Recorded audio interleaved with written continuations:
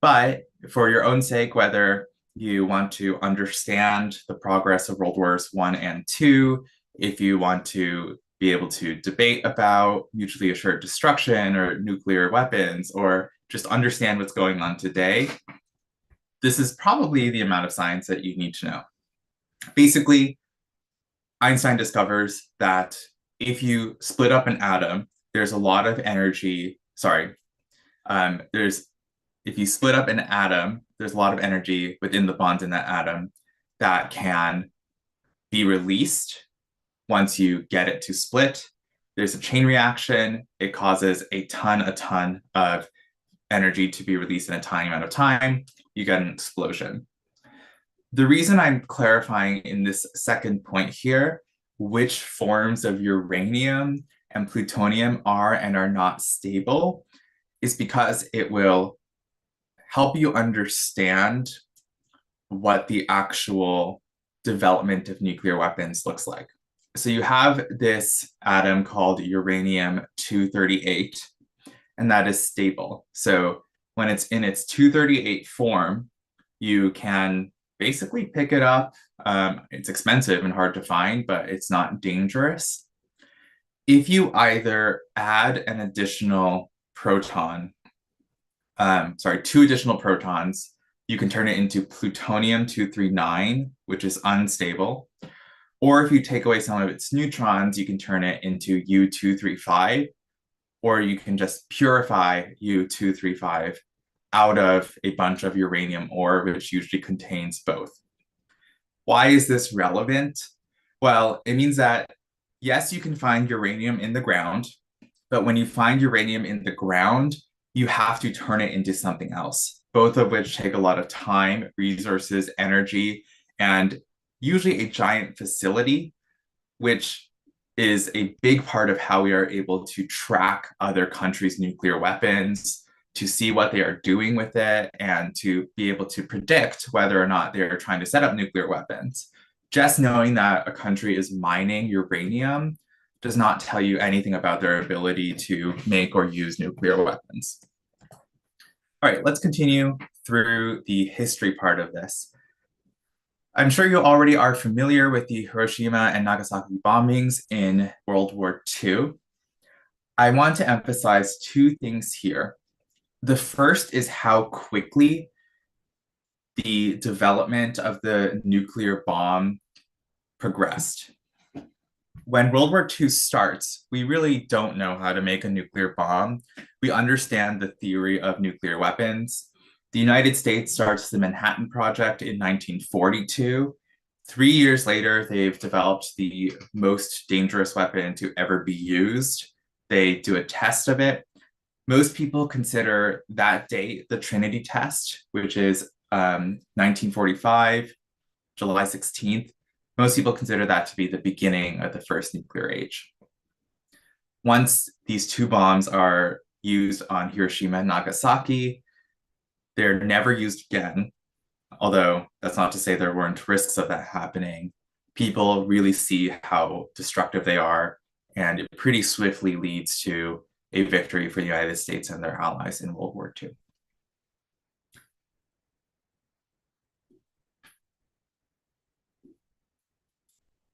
To understand how nuclear weapons play out today, I'm going to give you a refresher on mutually assured destruction or mutual assured destruction. Many of you have heard of this, some of you might not have. The basic idea here is with a conventional weapon, a non-nuclear weapon, whether it's a bomb or a bunch of tanks and soldiers, you can defend against them, and their destructive potential is fairly limited compared to nuclear weapons. Obviously, they're still dangerous, but if you see a regular bomb coming, you can usually try to intercept it. Or if you can't intercept it, you can move your people far away enough from it so that you can launch a counterattack. Or if there's an army coming, you can bring your own army. What that means is there is this natural deterrent against the usage of conventional weapons.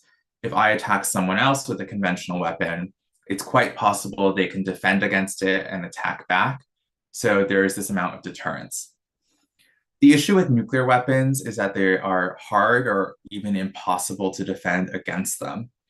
So if someone were to launch a nuclear weapon at me, where I am now, or any given country, usually, even if you can intercept it and blow it up before it hits the ground, by the time you're able to do that, it's close enough that it will cause massive amounts of destruction.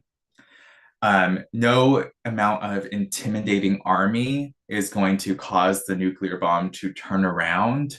So, for the most part, with a nuclear weapon, you cannot deter someone by making them think that they will prevent the attack, and that therefore your whole attack will have had no impact. Instead, your only option is deterrence by guaranteeing a counterattack.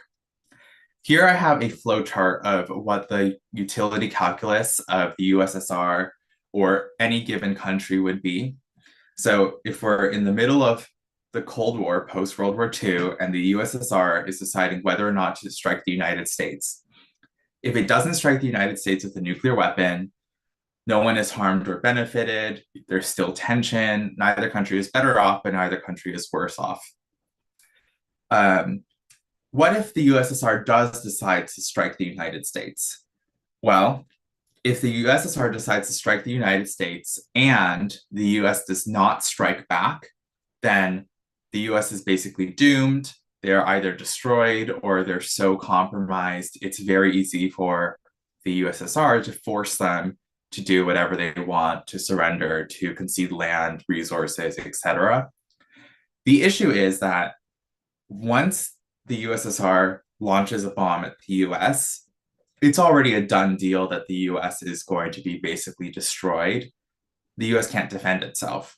The only way the US can defend itself is by telling the USSR, hey, if you shoot a bomb at us, even though we know that we are going to be destroyed once the bomb has been launched, just to hurt you, we are going to launch a counterattack before your bomb hits us, so your country is destroyed too. The hope is that if the US guarantees the USSR that it will counterstrike with a nuclear bomb, the USSR will be too scared to go down this yes branch in the first place, and instead everyone is deterred from using a nuclear weapon. That's mutually assured destruction. A brief recap for anyone who has questions about it. So what has happened in this world of mutually assured destruction? Well, we have not had any other nuclear weapons launched since. Following World War II, actually, a bunch of UN delegates from the UK, US, and USSR, now Russia, they tried to create a plan to disarm all nuclear weapons. But it's worth noting here that delegates from countries do not always agree with their country's politics at the time. So even though the US was trying to get rid of all nuclear weapons at the time and wanted everyone to basically do it collectively at the same time, the president of the United States at the time, Truman, thought that the USSR, no matter what they say they're going to do, they might be able to develop a nuclear weapon, they might be able to launch it. And instead of saying and pretending we're all going to get rid of our nuclear weapons and we don't actually know who has nuclear weapons, we should actively share information about how to use nuclear energy, how to theoretically create a nuclear bomb. So it's out there in the open, we know everyone's on the same page, and theoretically that means everyone will have this amount of mutual assured destruction. Then what we have is a treaty, the Non-Proliferation Treaty. China, France, UK, USA, and USSR, now Russia. The treaty says only these 5 countries can have nuclear weapons. The vast majority of UN members have signed onto that and agreed. Some exceptions are India, Pakistan, and North Korea. The reason why most UN members agree to this is most feel that they have one or more allies within this list of 5 who would protect them, and they would functionally gain the benefit of MAD, even though they do not themselves possess a nuclear weapon, and they don't mind signing a treaty that theoretically reduces the amount of nuclear weapons in the world and increases their safety without having to actually invest the resources to build one. Throughout the first nuclear age, which lasts right up until the end of the Cold War, Russia/USSR and the United States build a ton of nuclear weapons, tens of thousands of them, because MAD doesn't work if your threat is not of relatively equal scale. If, for example, the USSR is able to destroy Washington, which would be terrible and is obviously horrible, but if that's what they can do and the United States has enough nuclear weapons to wipe out every single major city in Russia, then it's not really a big enough deterrent on the USSR's part, and they would want to have more weapons. One thing that we often don't learn about, especially even if you already have experience learning about mutually assured destruction, is there were a lot of times when nuclear weapons were almost launched. Every single time this happened, it was because one of these two giants thought the other country was attacking them and had launched a nuclear weapon against them. These are not made up. There were tons of times when an unannounced missile test by the other side, or even your own country, almost led one of these countries to fire missiles at the other. So within the United States, for example, unannounced missile tests that were launched in the Arctic or were launched near Alaska that were picked up by NORAD were interpreted to be attacks from the USSR, even though it was actually another branch of the United States military that was doing testing and just didn't update everyone properly. Faulty radar equipment that says a nuke is coming even though it's not. One time a flock of geese was misidentified by some low quality radar, and basically the people in the room discussed launching a nuclear weapon until they were able to get more information.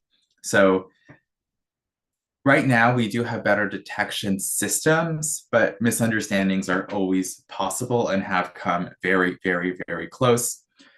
The Cuban Missile Crisis, if you've ever heard of it, that happens in 1962. The USSR puts a bunch of nuclear weapons on Cuba, which is very close to the shores of Florida. So the United States gets really spooked by this, and there's a ton of tension. The US and USSR are talking back and forth. They're arguing. They both feel like the other party is about to attack them. Here we have Vasily Arkhipov, who has since become known as the man who saved the world. He's in a submarine. There are some submersibles that the United States have that are near his submarine, who send out a signal to come up to the surface of the water and basically declare who they are so that everyone knows what's going on and they can communicate from there. When they do so, the other two people in Vasily Arkhipov's boat or submarine think that this signal to rise up to the surface is actually an attack on them. And basically, two of the three of them have their hands on the button. They're ready to launch a nuclear torpedo. If that had happened, it's likely we would have immediately descended into all-out nuclear war. That's a lot of information. Why am I telling you all of this? It's not the dates that matter most. It's a couple of key concepts. The first is about information. For MAD to function, countries need to be able to see each other's nuclear weapons.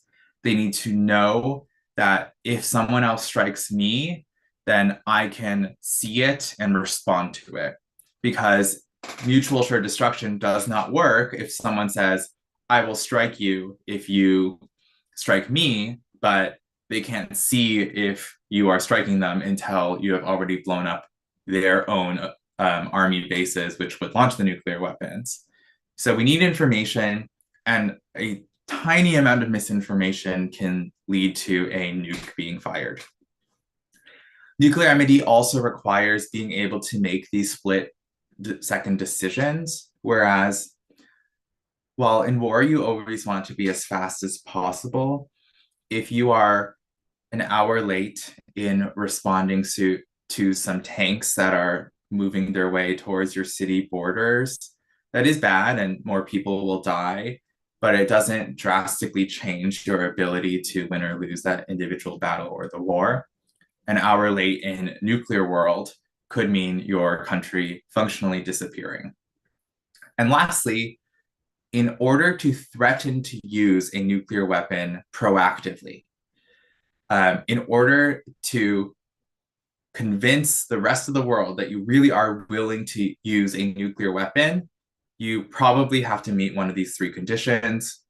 Either you think that mutual assured destruction does not apply because you can attack someone else so quickly that you prevent their ability to launch a counterattack, or you're willing to accept being counterattacked, and that is sometimes the position that people have been afraid of from terrorist groups, where individual rogue actors declare that if they get access to a nuclear weapon, they're willing to use it and they're willing to be counterattacked as long as they can achieve the destruction they aim to achieve.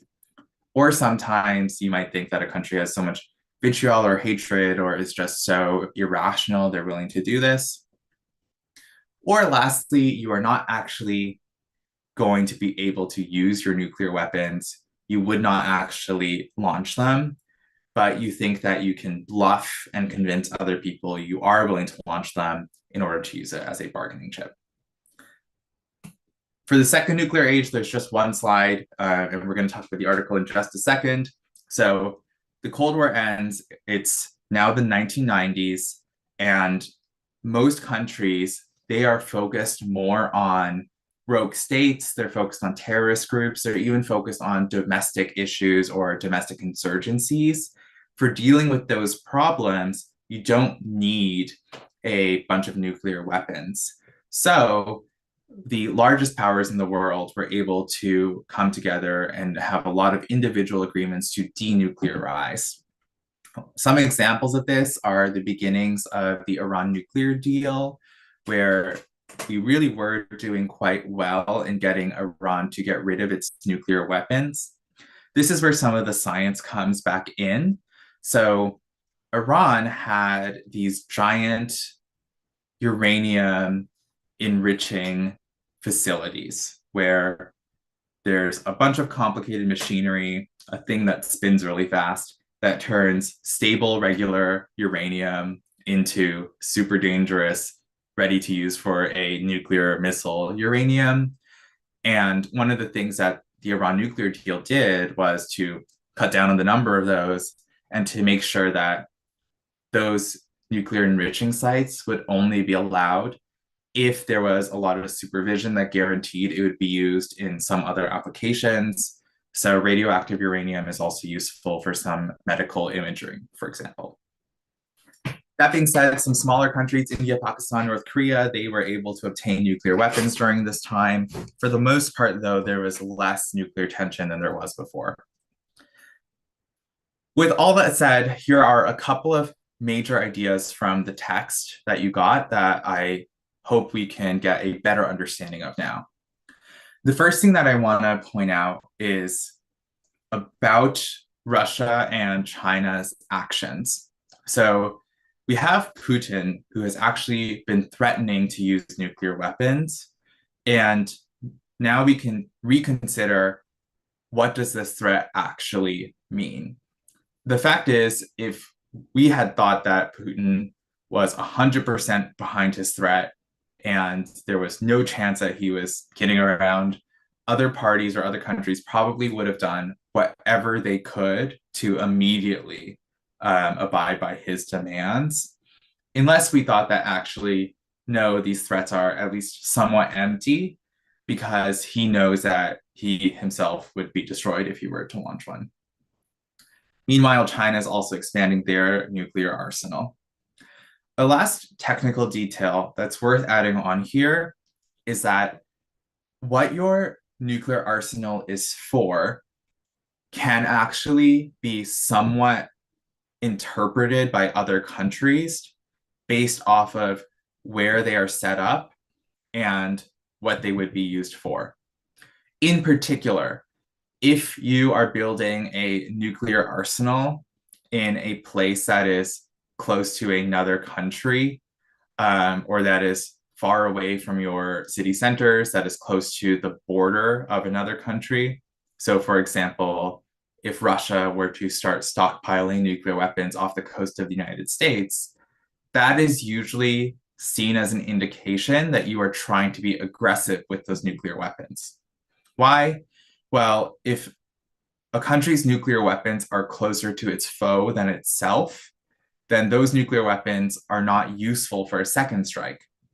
If Russia's nuclear weapons are near the US, if the United States were to have a nuclear attack launched on Russia, it would just wipe out the weapons that were closest to it first.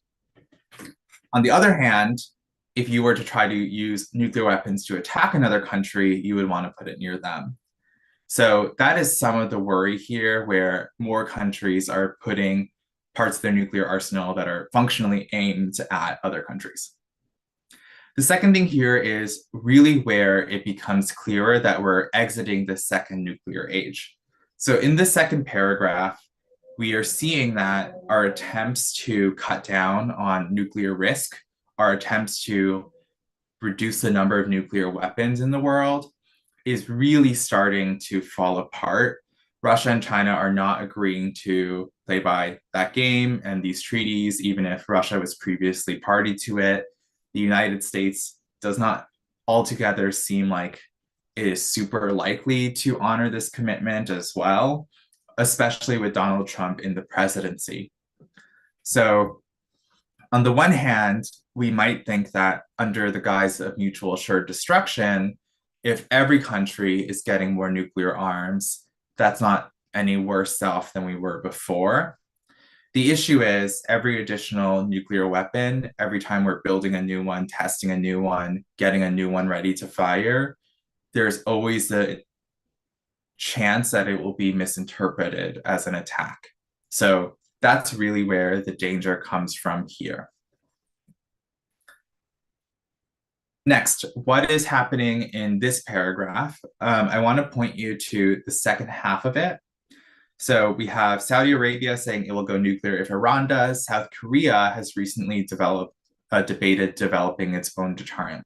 So for a long time, all NATO countries, as well as any allies of the United States, have felt that they do not need to develop their own nuclear weapons, because if you're Saudi Arabia, if you're South Korea, you're thinking, well, the United States has my back. If someone were to try to nuke me, the United States would then launch a nuclear weapon at them. So that means no one would try to launch a nuclear weapon at me in the first place, because no one wants to get counterattacked by the United States.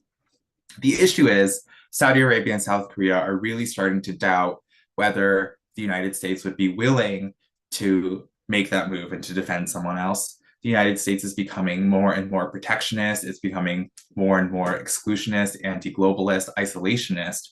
All of those things are pointing to the possibility that the United States could go back on its tacit agreement to defend its allies. It's not really the kind of promise you want to test or hopefully rely on without actually knowing for sure that they will defend you. So many countries are considering building nuclear weapons of their own. The issue here is if these countries do not have as good intelligence, if they're not as good at basically doing espionage, having satellite imagery, being in constant conversation with other nuclear powers, a country like Saudi Arabia or South Korea might be more likely to misinterpret another country as attacking them, which then obviously could lead to nuclear conflict. Lastly, here, there's one more thing I want to talk about, which is, as mentioned earlier, to have the threat of a counterattack, you need to be able to threaten being able to launch the counterattack before your own missiles are destroyed. That's why the United States is gearing up to get their nuclear weapons basically ready to fire. All right, there are a couple of things other than just the information that I think is really useful here. And again, this could be applied to whether you're talking about international relations or you're doing MUN or you're doing debate or you're hoping to become a public policy person. The first thing I want to talk about is self-defense. In the context of persons, most people agree that self-defense is justified. It's usually wrong to kill or to injure someone, but many people have the intuition, and most countries have laws that say if someone is attacking you, if someone is threatening your life, you are allowed to hurt them back to defend yourself. There are lots of different ways to justify this. I've listed three below. The first one basically says, look, everyone has a right to life and safety, but when I start attacking you, I lose my right to life and safety. So that is why you can attack me. The second one is slightly different. It says that the attacker always has the right to life and safety, but the defender's right is as valuable or even more valuable. Many people often prefer the second to the first initially, but there are some counter examples that could be staged against it. For example, if two people are attacking one person, if everyone is retaining their right to life and safety, presumably the defender should then not defend themselves because the two people's right to life is more valuable. Whereas if we're saying any attacker just gives up their right to life or safety, it's easy to understand why a defender is justified in self-defense. The last one is less of an ethical question and instead approaches self-defense as a political philosophy question, which is saying that regardless of whether it is moral to self-defend yourself, to defend yourself in self-defense, the law or society writ large is not justified in punishing you for engaging in self-defense. Why? Well, the government should have kept you safe in the first place. The government has an obligation to protect your right to life and to prevent there from being murderers running around. At the point where the government has failed to protect and fulfill its most basic duty to you, the government no longer is justified in punishing you for breaking the government's rules. The exact justification you go for or that you find most convincing is not going to make the biggest difference, but understanding the general line people use here is helpful for developing a more thorough argument if you ever are talking about self-defense. But how does self-defense apply to countries? Countries are not people, but there are a lot of disanalogies that can make it hard to answer whether or not nuclear weapons can be used in self-defense. The first question I think is the most obvious. Is self-defense justified when it harms third parties? After all, if the USSR attacks the United States, yes, the US can perhaps attack back at the USSR to guarantee future deterrence, maybe prevent another nuke from being launched. But when it does so, it pollutes our environment. It has a ton of radiation that could hurt people in entirely different countries. And those entirely different countries had nothing to do with it. So there is an issue of harming third parties here.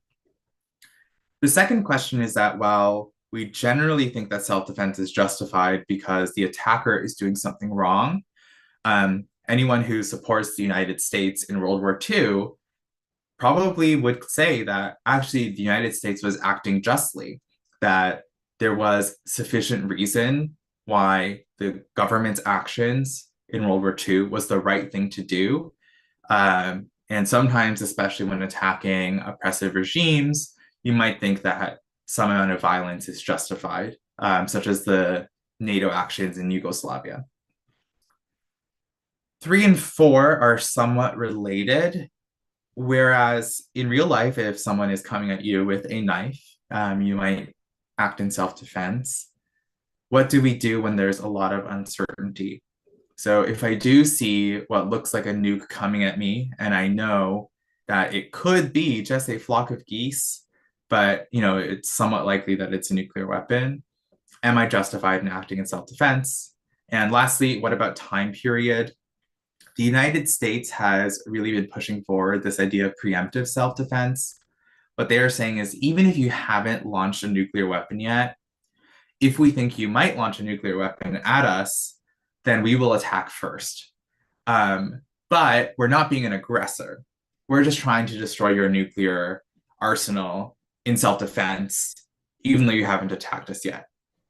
There's a lot of disagreement about whether that is justified. The UN has not broadly recognized it, but at the same time, it's hard to apply normal rules of self-defense to nuclear weapons, because with nuclear weapons, most of the time, unless you are acting preemptively, you just can't defend yourself. By the time a nuclear weapon has been launched against you, you cannot prevent it from destroying your country or wherever it lands.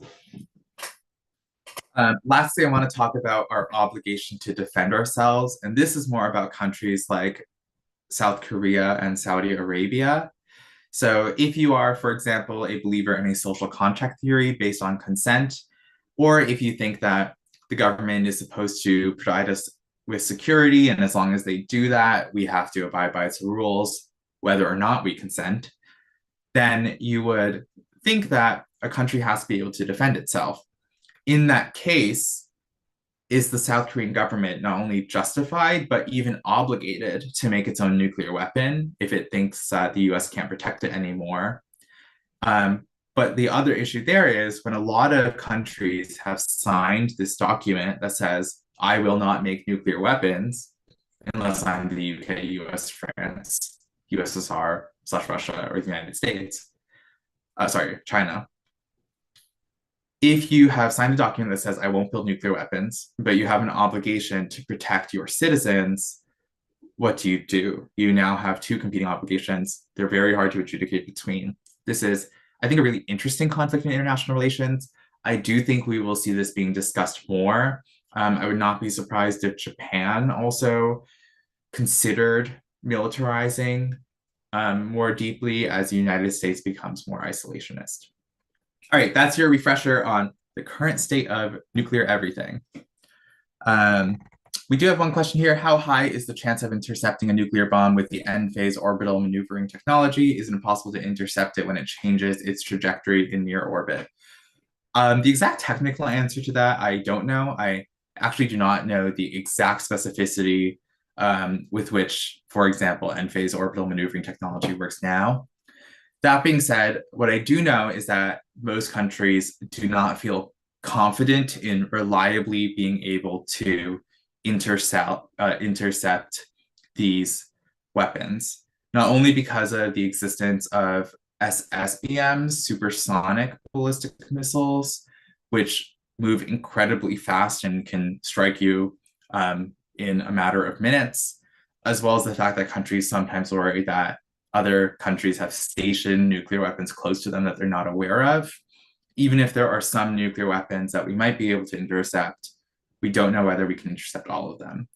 The other one is that while we might be able to, quote unquote, intercept a nuclear weapon by basically hitting it with something else so that it explodes in the air and not on the ground where it was intended to go, even an explosion in the air, if it's closer to my country than yours, is going to really, really hurt the people in my country, because nuclear weapons both have a massive area of destruction, but also there's nuclear fallout, which makes people sick. Okay. The next thing I want to talk about are immigration crackdowns. So there are two things I want to do here. The first thing that I want to do here is to model how I am actually reading and how I encourage you to read when you're reading articles for this class, when you're reading news articles, when you're trying to catch up on current events. Because most of the time, unless you are very, very well informed, you will not get what you could get out of an article if you were just reading it top to bottom. Most newspapers and magazines, they write articles in order to update you on evolving situations.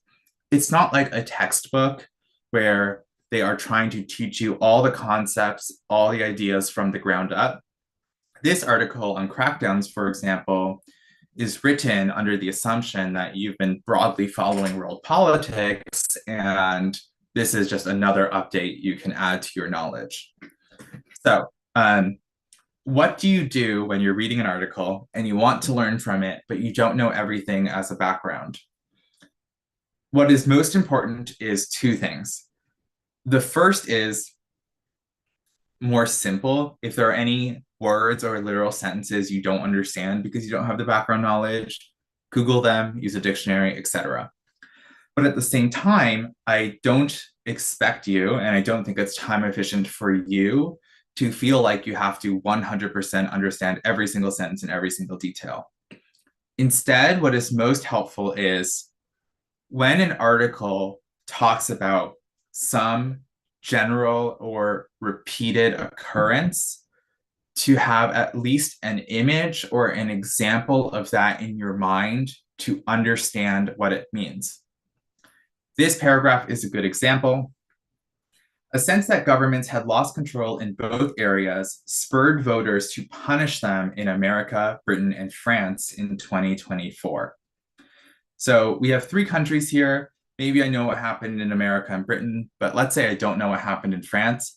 I probably should look that up or it will be hard to understand what's going on. So I would probably just go over to Google. And then from there, I would say France, voters, 2024, old government, reject immigration. So here we have European elections, how the migration issue influenced what? Researchers are analyzing how hostility to immigration is a driving force behind the choice of those who went to the polls on June 9th. They put the idea of growing racism among the French into perspective. So this is a great example of an article I would probably want to read if I did not already know what happened in France. So I highly encourage you to read these articles with a web browser up in front of you, maybe a second computer that you're using to read through this. What don't I think you need to do? I don't think you need to, for example, here say in 2025, some leaders will try to reduce economic and cultural turbulence for citizens by shutting out foreigners. I don't think you need to do some research and find out what are exact examples of cultural turbulence and which leaders are going to do that. Because you're not trying to understand everything in every detail. You're making sure you have an image in your mind of what these different things look like. So for example, in America, Britain, and France, the ruling parties were voted out. We had a change in government because the voters felt that the governments were not controlling their voters properly. The other thing that I think is helpful is when an article is vague about something in terms of just how likely or how much of it there is, you would want to do research because the reader or the writer might be expecting you to have that background knowledge. So here we have a discussion of Mr. Trump's plans. What about emergency powers? COVID-19 may be gone, but there are plenty of other diseases that immigrants might in theory carry, and the new president may use this as a pretext to end asylum. Building huge detention camps for migrants would be expensive, but Mr. Trump could divert some of the Pentagon's budget, spuriously claiming to be defending America against an invasion. So while this paragraph will probably make sense to you to some extent, unless you have been reading a lot of American politics recently, you might not actually know exactly what these emergency powers are or how it's related to be talking about defending America against an invasion. So what I can do is I'll just search up US President, emergency powers, let's see, COVID budgeting. Oh, look, it's Presidential Emergency Powers Explained. So this would be a great resource. And it looks like actually the emergency powers might even be reformed. So with these amounts of powers, it looks like there's over 130 special authorities, like shutting down communications, drawing down equipment, etc. That gives me a sense of how much power Trump could potentially have. it's not just to detain immigrants or to deport them. And at the same time, it seems like he would have a lot of options for detaining immigrants or to deport them.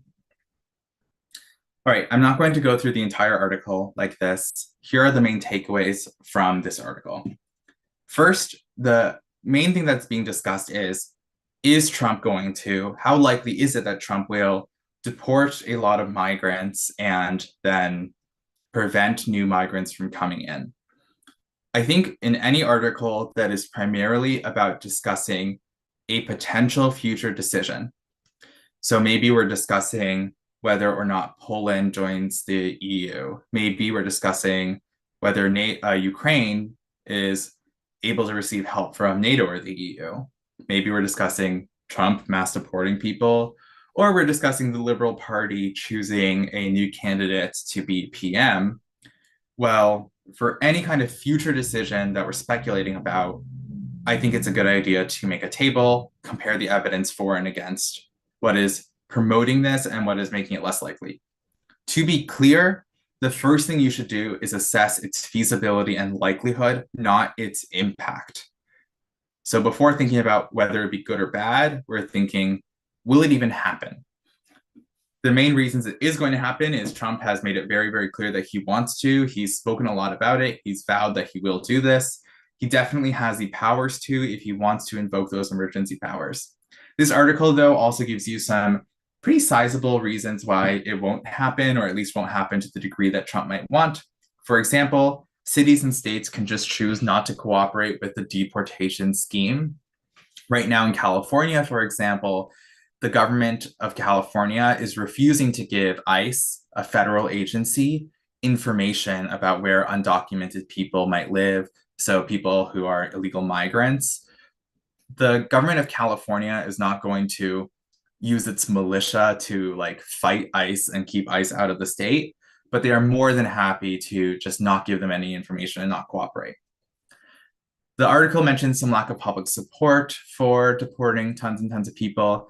And the article even mentions that fruit farms and hotel industries, both of which employ millions and millions of illegal migrants in the United States, they will basically lobby against this action. So what that looks like is if Trump wants to do this, well, the Republican Party and Trump have a lot of very wealthy supporters. And if the fruit and hotel industry, which are huge, are lobbying Trump supporters or lobbying Republican politicians saying, we will no longer donate to you, we will no longer support you in the future, in every future election, unless you allow us to keep a lot of these illegal migrants here so we can exploit them for cheap labor, that is a way to get what they want out of it. I am getting just another question here. Is not cooperating with the federal government considered to be illegal in the US? It is illegal in the sense that they are violating the law.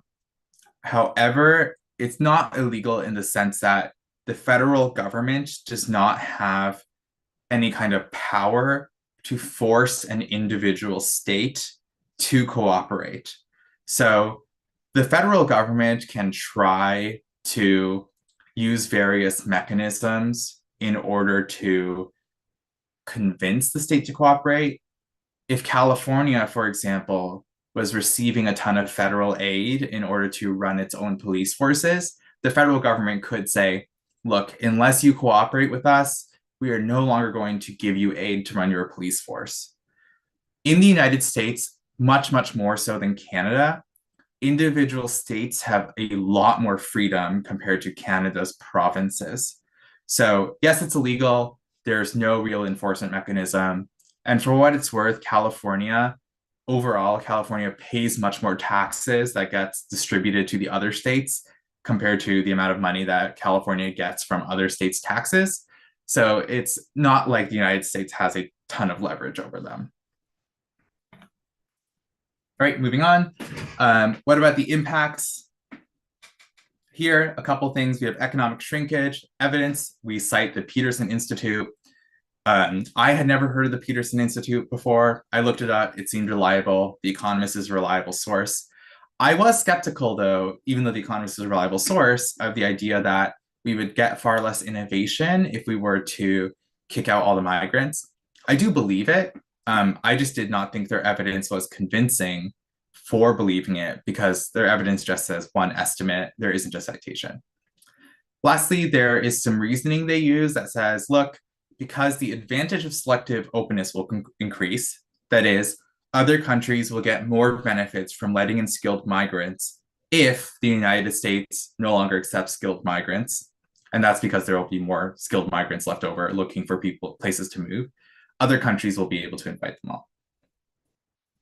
All right, in the interest of time, I am going to skip the slide for now. It's all information that is in the text. That being said, I'm sure you can go back and view the slide if you really wish to get that content. All right, the last thing that I want to do here is I want to talk through this article on video games and film. I really like the article.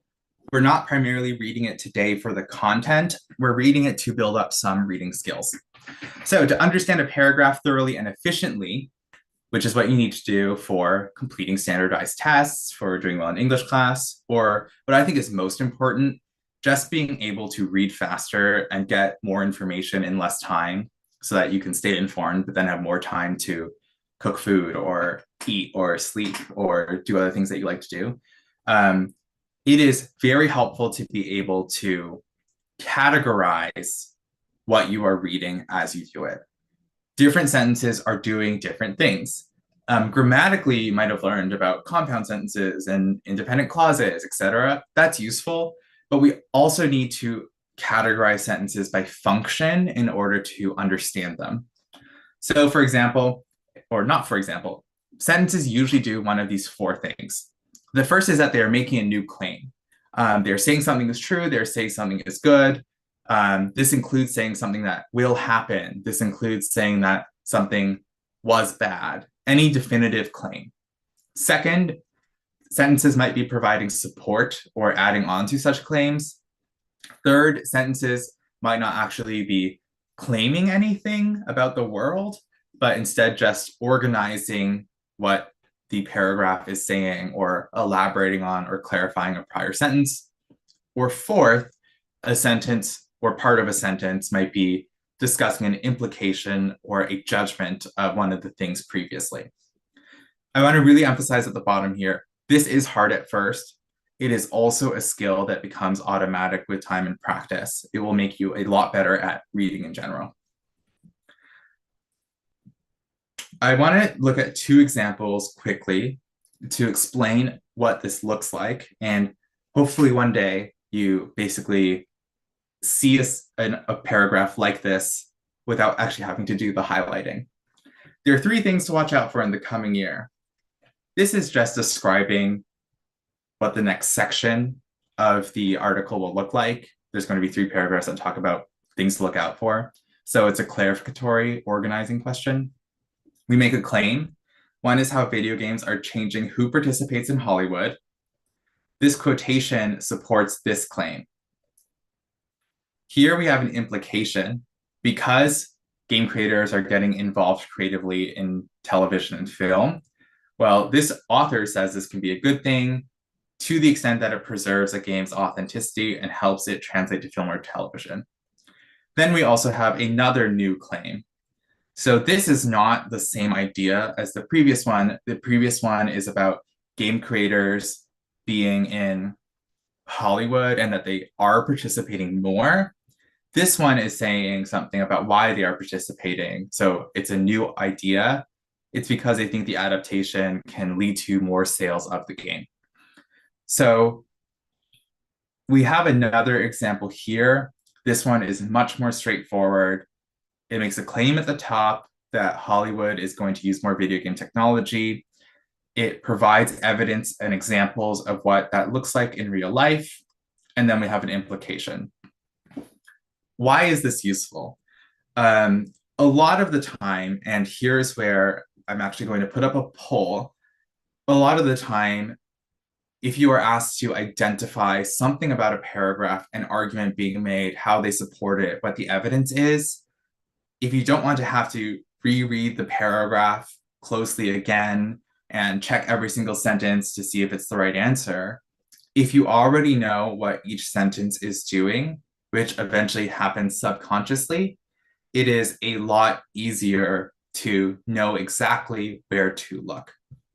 So that being said, I have prepared some questions for you all to work on. I'm going to put it up as a quiz.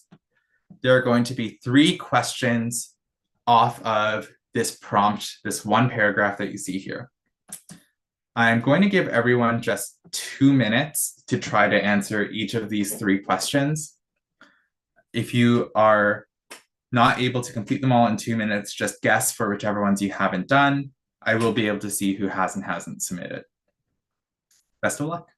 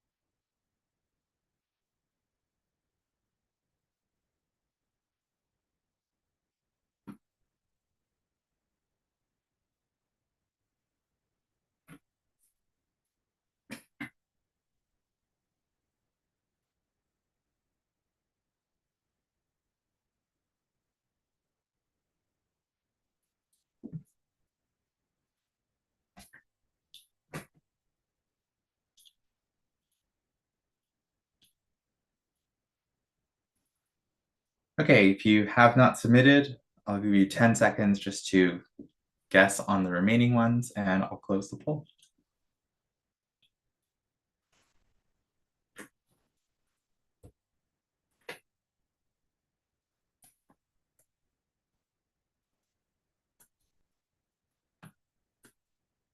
All right, here we go.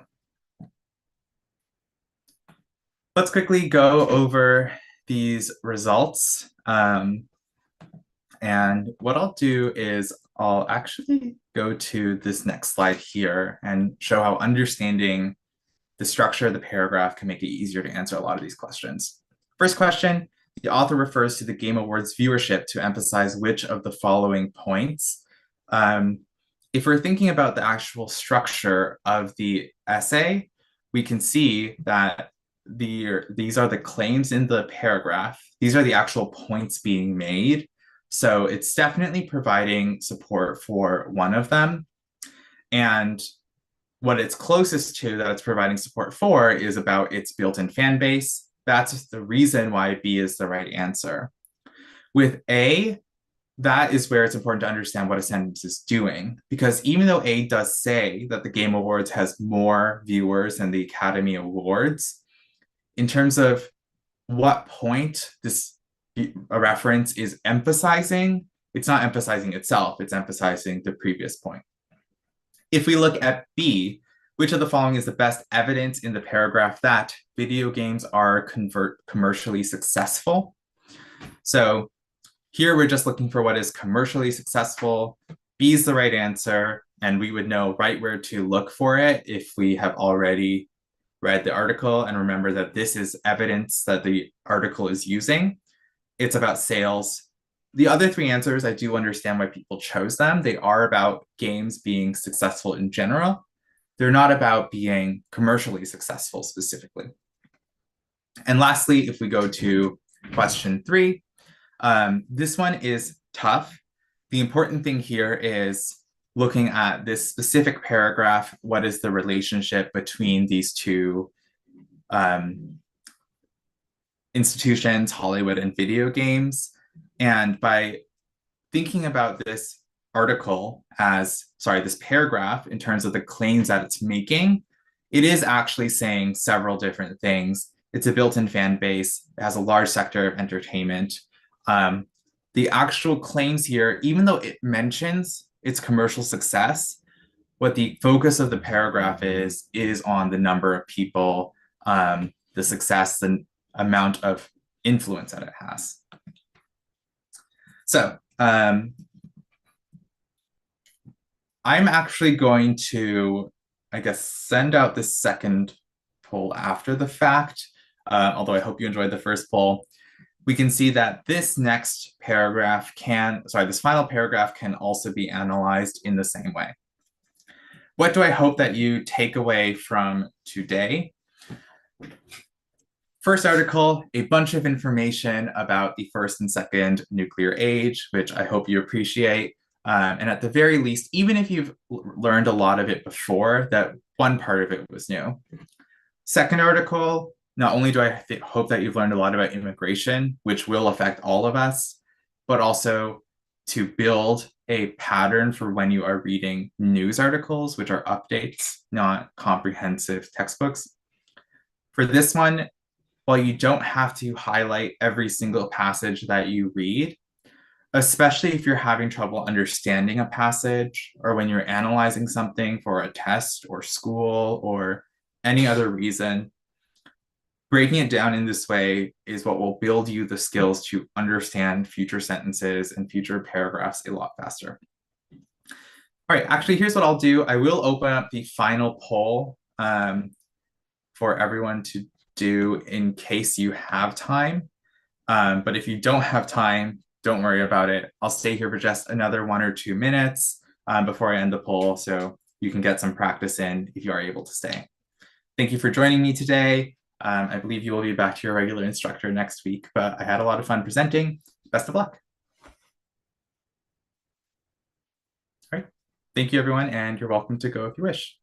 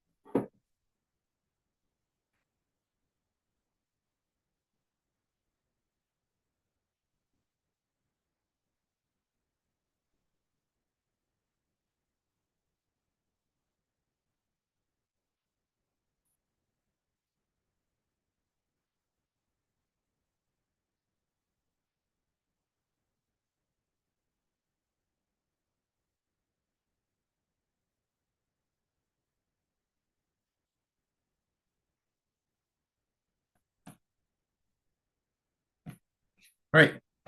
Thanks, everyone, for participating. Check your answers. If you didn't get it right, don't worry about it.